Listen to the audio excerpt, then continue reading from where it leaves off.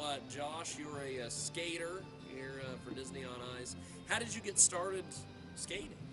Well, I'm from Canada, so we're pretty much born with skates on.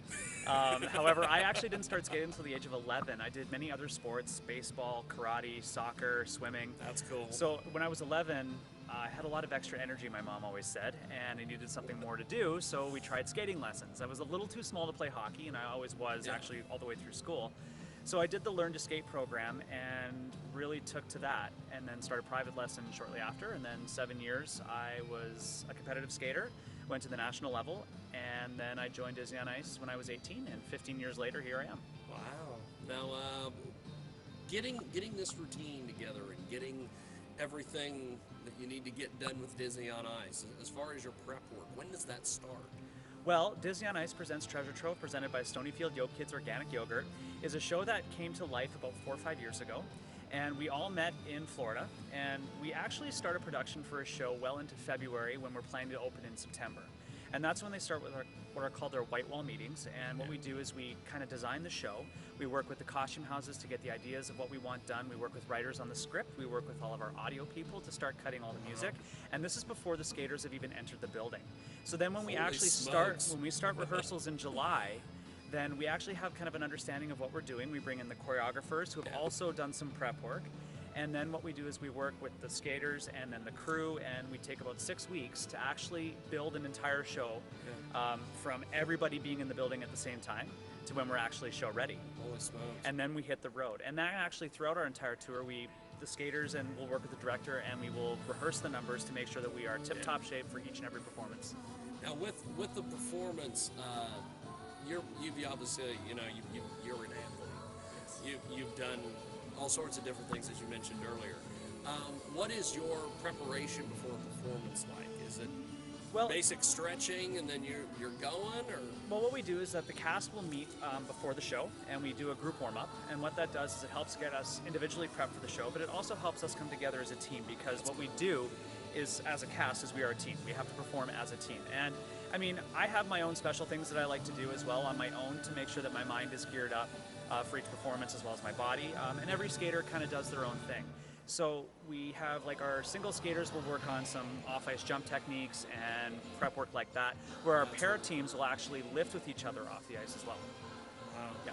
Now, getting on the ice every day, I'm assuming is it the same every day as far as getting used to the ice, or is there between melting and refreezing and things like that? Well, we do battle that every now and then. Generally, like in our North American tours, we are playing venues that are used to hosting ice hockey. Yeah. And so each ice will kind of vary from week to week, but the buildings are always so great to work with us to make sure that we get the right temperature and the right thickness and the right hardness and density of the ice, because that also plays in. Hockey players tend to like the ice really hard because it bites back, so they can get a lot more speed when they're chasing the puck. Skaters, however, we really like the ice a little bit softer because it can take the impacts of our toe jumps and our landings. We can actually grip the ice a little bit better too, so we have a little more control over our edges.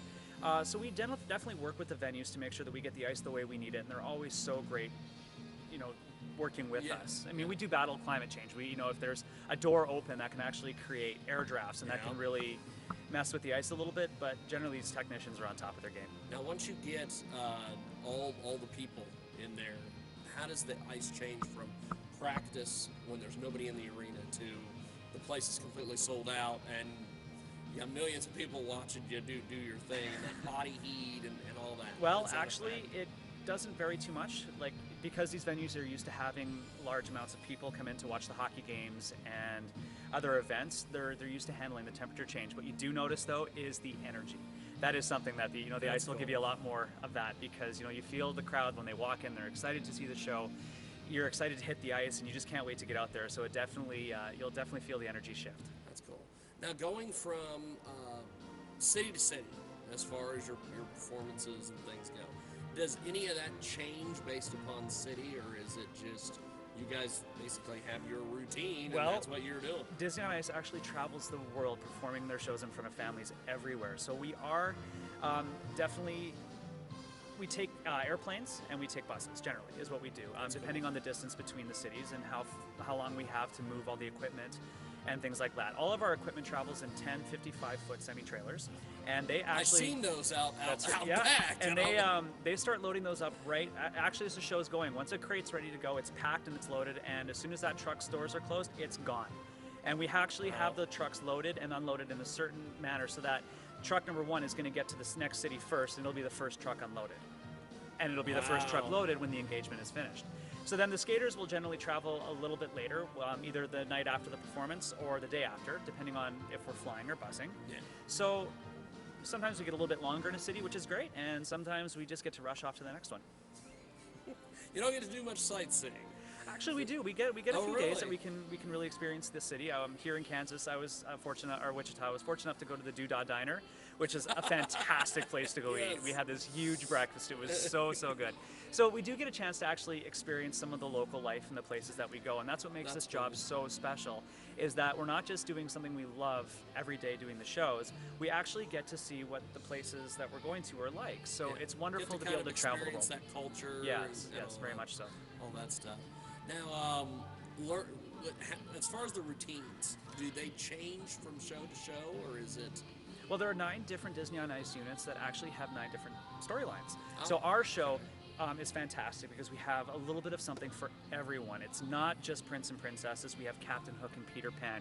You're going to see sword fights. You're going to see a coming-of-age story Sword of the Lion fights on King. the ice. That's sounds right. safe. Yeah, I mean that's why we rehearse so much. Is we want to make sure that our safety is our number 1 priority, and then of course our entertainment value is has to be through the roof. So we have so many different stories on this show where you'll see 50 of your favorite Disney characters. You're going to see precision-style skating numbers. You're going to see high-flying triple jumps, overhead lifts, state-of-the-art technical theatrics. Like, Feld Entertainment spares no expense when they bring a Disney on Ice show to your hometown. Now, when you started skating, how is the I guess difference between just you straight up and down skating as opposed to wearing a costume and being around people that are wearing these costumes? Because I'm sure that's got to be something to get used to. Well, when we were competitive training, I mean, the focus is on getting the elements done, in a performance style manner, so you can get the most points, so you can get the highest position. What the biggest transition that we find is going from competitive to show skating is that you're bringing in these athletes that may have had little to no theater training. So you have to work on all the acting, and then of course you're going to put on these costumes, right? Whereas competitive costumes are streamlined so that we can perform the elements that we need to, versus the costumes we're going to wear in the show have to look like we're bringing these stories to life. So they might be a little bit more cumbersome, but that's why we rehearse so much, is that we take those time to throw the costumes on, get on the ice, see what you can do in them, and sometimes we get to come up with these fantastic new tricks that you don't see in figure skating on TV. So we get to really innovate with what we do, and you're not just going to go out there and do a double axel. You're going to go out there and you're going to try all these different steps, and maybe you'll jump off this part of the set, and then you'll skate around this prop, and then you'll do it. So it becomes that much more like it's just out of nowhere. It's like an obstacle course. Yes, and then of course we have to add all of our acting to it as well. You're not just, I'm not Josh in a costume. You're doing everything. I have to be that pirate on the pirate ship in Peter Pan. So that also brings a difficult element into it. So we're constantly character training. We're looking at all the... a lot of moving parts. Yes, we do. With this whole thing.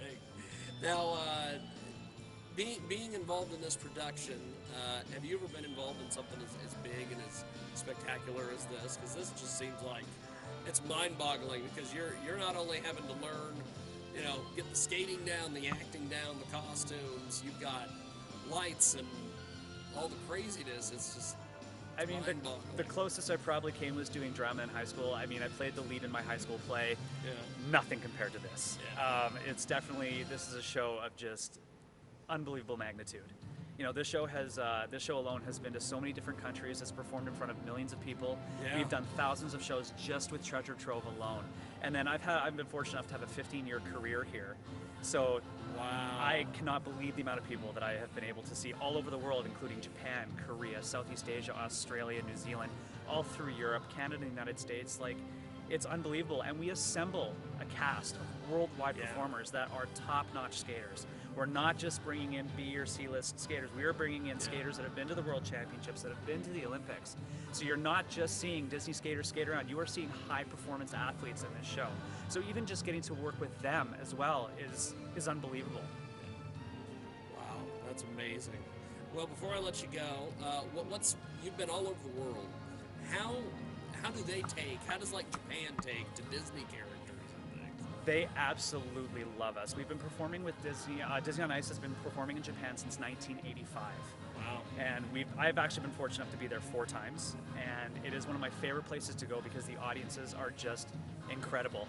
The country has so many people, so we get the opportunity to do so many shows while we're over there, and they're so excited. Like, you feel like you're a rock star when you enter into the building and when you get on the ice, because they just start screaming and they absolutely love us. Actually, all over the world, who doesn't love Disney? I grew up on it, in Canada. Yeah, everybody loves Disney. Everybody loves Disney. We do the show in every language around the world, so we can definitely reach and connect with those audiences, and that's something that's special about what we do. We're not just a rock and roll band that will sing their songs that, they'll know the English versions. Yeah. No, we bring it so that they understand it, so that they can feel like that is they're really cool. they're part of it. And, we bring those families together. We provide those memories for them that they'll take with them for the rest of their lives. And they'll come back and see the show year after year. That's awesome. Well, before I let you go, if people want to communicate with you or see action from the show or whatever, is there any way on the internet we can? Definitely. They can check out www.disneyonice.com, and you can click on the Treasure Trove link. We have all of our ticket information there. There's live shots from the show. You can see videos. You can see some wallpaper and pictures. It's a fantastic little website to navigate around, and especially in this day and age, all the kids will be clicking and on it, and definitely you can check out all the show information there. There's lots of great seats available, great family-friendly pricing. Come on down and check out Treasure Trove. Life under the sea is better than anything they can on air. The sea